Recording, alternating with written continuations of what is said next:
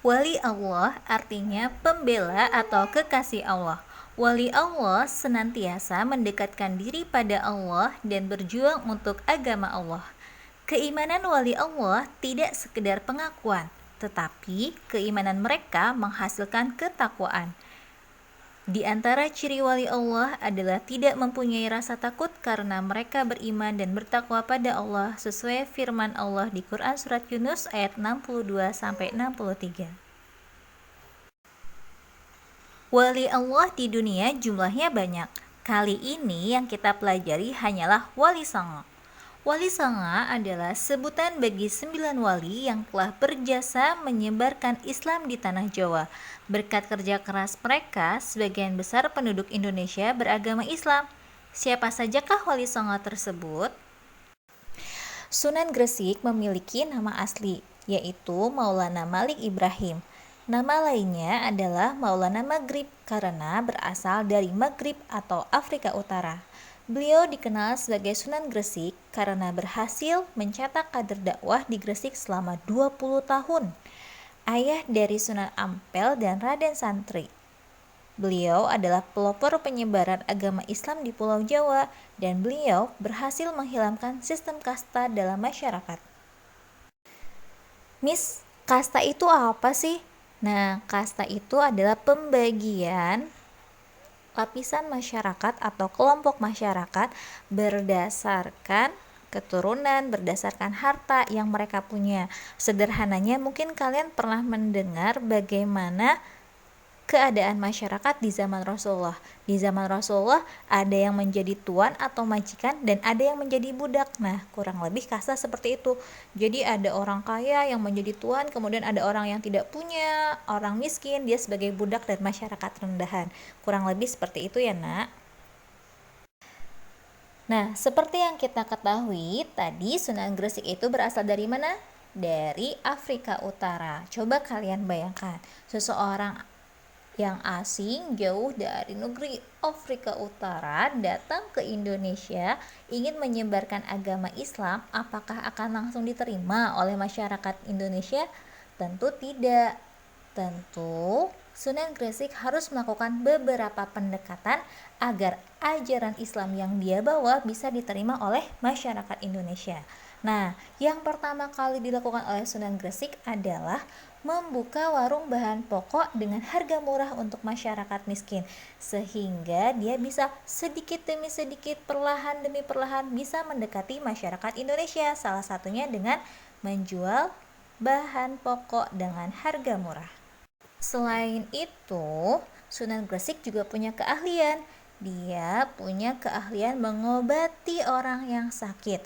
Nah, saat itu Sunan Gresik membuka pengobatan gratis untuk masyarakat. Dan beliau juga memiliki ilmu pengetahuan tentang pertanian. Beliau membantu masyarakat untuk bertani dengan cara terbaik agar menghasilkan hasil panen yang baik. Dengan 3 cara itulah Sunan Gresik berhasil menarik simpati masyarakat untuk mempelajari Islam karena keteladanannya. Yang berikutnya adalah Sunan Ampel. Beliau memiliki nama asli Maulana Rahmatullah atau Raden Rahmat. Siapakah beliau? Beliau adalah putra dari Sunan Gresik. Beliau mendakwahkan Islam untuk meneruskan cita-cita ayahnya, yaitu Sunan Gresik. Bagaimana cara beliau berdakwah? Beliau mendirikan Pondok Pesantren Ampel Denta yang merupakan pusat penyebaran Islam pertama di Jawa. Dan beliau juga mendirikan Masjid Agung Demak. Nah, beliau ini dikenal sebagai wali yang tidak setuju terhadap adat istiadat masyarakat Jawa pada masa itu. Misalnya, sesaji atau selamatan. Namun, para wali lain berpendapat bahwa hal itu tidak dapat dihilangkan segera, melainkan memasukkan nilai-nilai Islam di dalamnya. Nah, bagaimana dengan metode dan ciri khas dakwah Sunan Ampel? Beliau mendirikan pesantren dan mendidik anak-anak muda Islam agar siap berdakwah di seluruh Pulau Jawa. Beberapa wali songo juga merupakan murid dari Sunan Ampel, di antaranya Sunan Bonang, Sunan Giri, dan Sunan Derajat. Sunan Ampel banyak memfokuskan dakwah dalam bidang pendidikan untuk menciptakan para pendakwah Islam yang disebar di Indonesia. Yang berikutnya adalah Sunan Bonang atau Maulana Makhdum Ibrahim. Sunan Bonang adalah anak dari Sunan Ampel. Dia belajar Islam dari ayahnya dan setelah remaja ia dikirim ke negeri Pasai atau Aceh untuk menuntut ilmu. Setelah selesai menuntut ilmu, ia ditugaskan ayahnya untuk berdakwah di Tuban. Nama Bonang berasal dari alat musik yang ia ciptakan untuk berdakwah. Metode dan ciri khas dakwah. Sunan Bonang termasuk wali yang menyebarkan agama Islam dengan menyesuaikan kebudayaan masyarakat Jawa seperti pewayangan dan gamelan. Ia menciptakan lagu-lagu yang memiliki nilai keislaman. Setiap bait lagu diselingi dengan 2 kalimat syahadat, sehingga musik gamelan yang mengiringnya disebut sekaten. Ia juga menciptakan lagu Tombo Ati dan alat musik Bonang.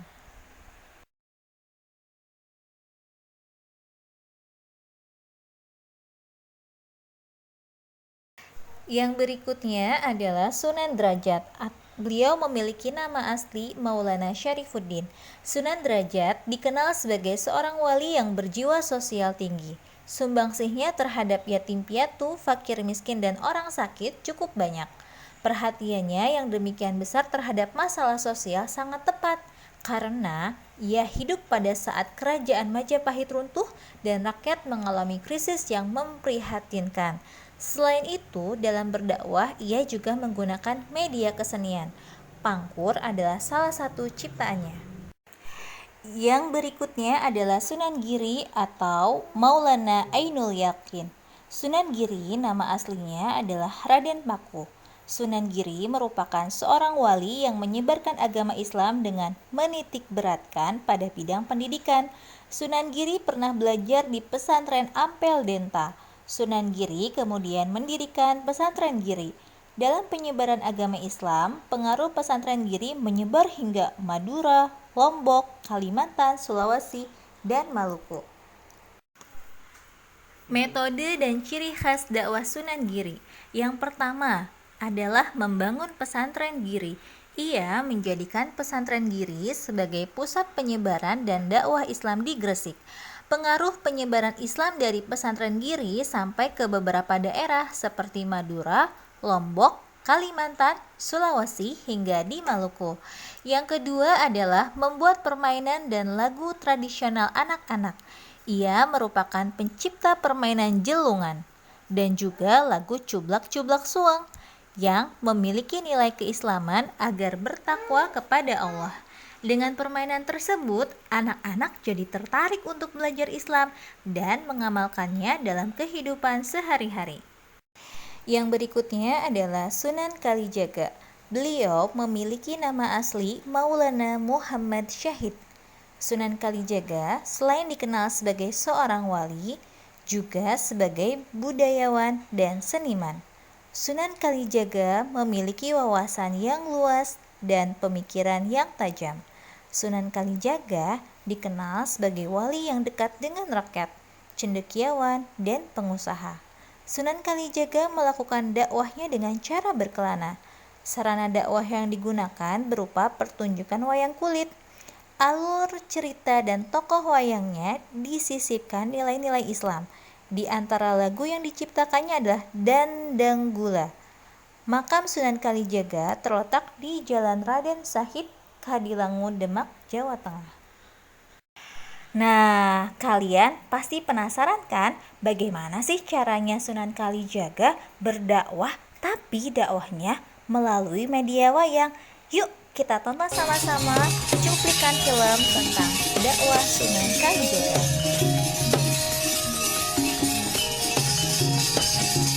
Pada suatu malam hari, tepatnya di Masjid Agung Demak, Jawa Tengah, para anggota Wali Songo mengadakan perkumpulan untuk membahas rencana Sunan Kalijaga yang akan menyebarkan ajaran Islam di tanah Jawa dengan menggunakan metode wayang.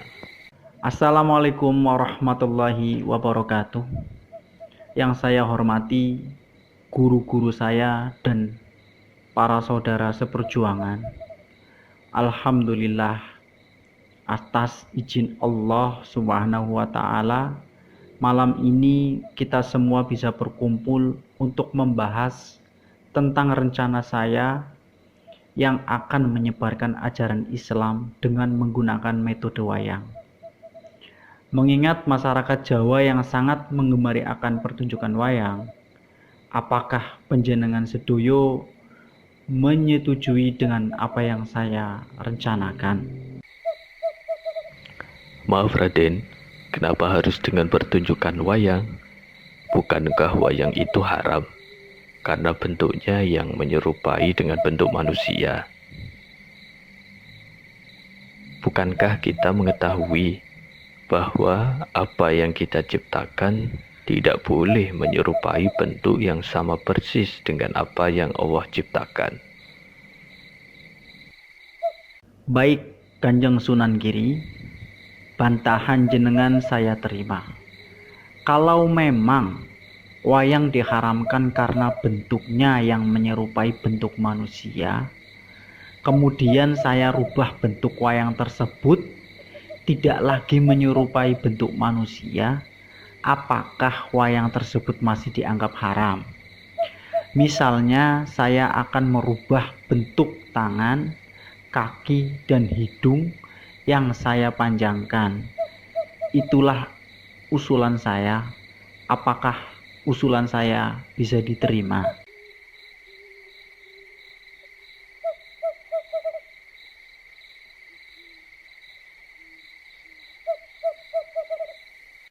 Setelah mendapatkan persetujuan dari para anggota Wali Songo yang lain, termasuk Sunan Giri, akhirnya Sunan Kalijaga melanjutkan rencananya untuk menyebarkan ajaran agama Islam dengan wayang kulit.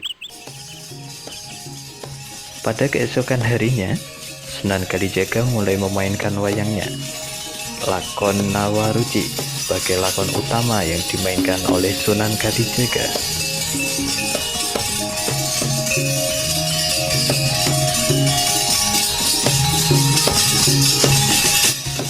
Suara keramaian wayang Sunan Kalijaga terdengar sampai ke area luar pendopo, sehingga membuat penasaran para warga yang melintas di area tersebut.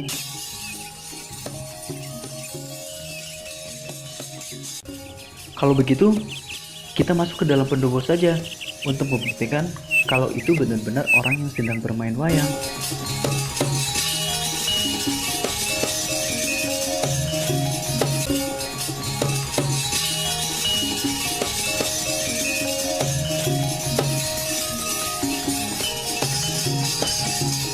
Pada akhirnya, warga pun memberanikan diri untuk masuk ke dalam pendopo, dan ternyata ada orang yang sedang bermain wayang.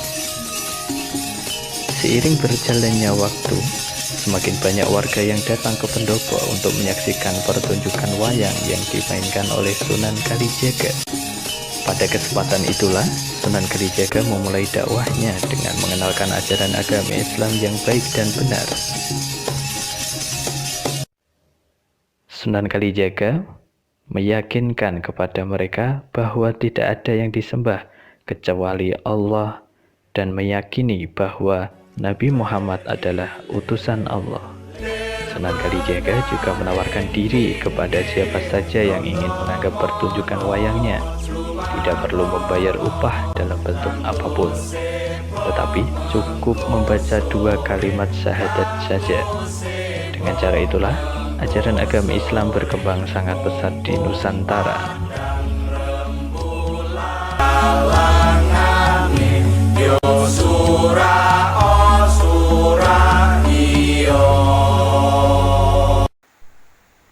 Metode dan ciri khas dakwah.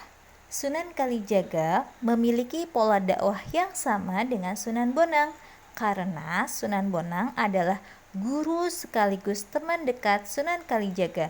Sunan Kalijaga sangat toleran dengan budaya lokal dan menggunakan kesenian tradisional sebagai alat dakwahnya. Agar dakwahnya menarik, ia mengadakan pentas wayang yang disukai oleh masyarakat Jawa pada saat itu. Dalam pentas wayang, beliau memasukkan nilai-nilai Islam. Ia juga menciptakan lagu Ilir-Ilir dan juga Gundul-Gundul Paco. Berikutnya adalah Sunan Muria.